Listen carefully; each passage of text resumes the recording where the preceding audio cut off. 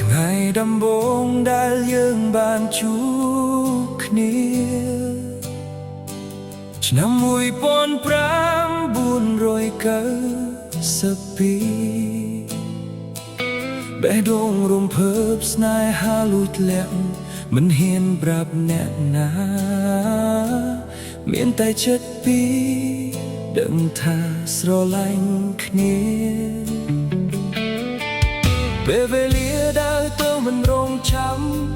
យើងមានផ្លូវជីវិតផ្សេងគ្នាតែរូបអូននៅក្នុងចិត្តបងរាល់ពេលវេលាមិនដែលរសាត់បាត់ពីអារម្មណ៍ឡើយ30ឆ្នាំកន្លងស្នេហាយើង10ឆ្នាំតែបានជួបម្ដងជួបបានតែបន្តិច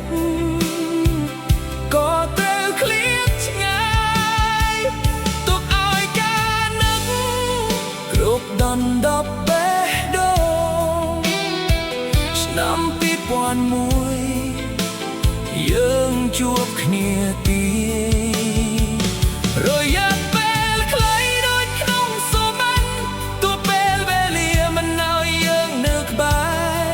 តែស្នេហានៅតែមិនប្រែ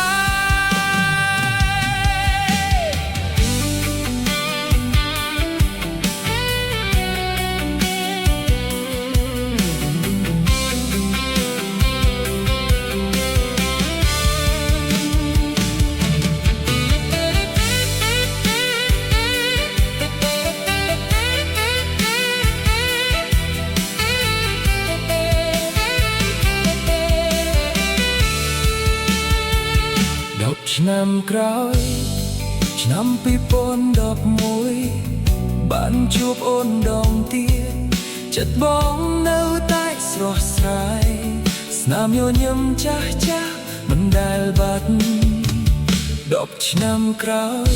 2022ក៏ជួបគ្នាទៀតដូចវាសនាចង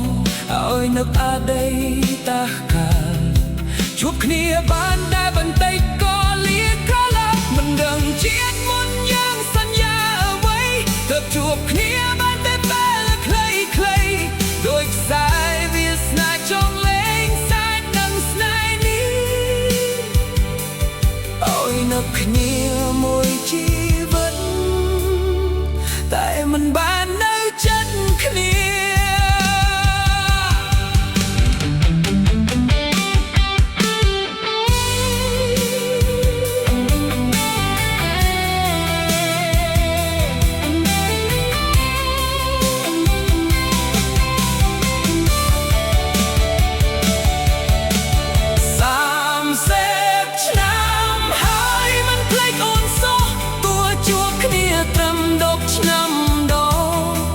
គ្រប់ការជួបសុទ្ធតែខ្លីតែ10ឆ្នាំខាងមុខយ៉ាងនឹងជួបគ្នាដែរទេបើថ្ងៃណាវាសនាអាណិតស្នេហាសូមឲ្យការជួបលើកក្រោយមិនមានទៀតថាលាព្រោះស្នេហា30ឆ្នាំកន្លងនៅរងចាំអូគ្រប់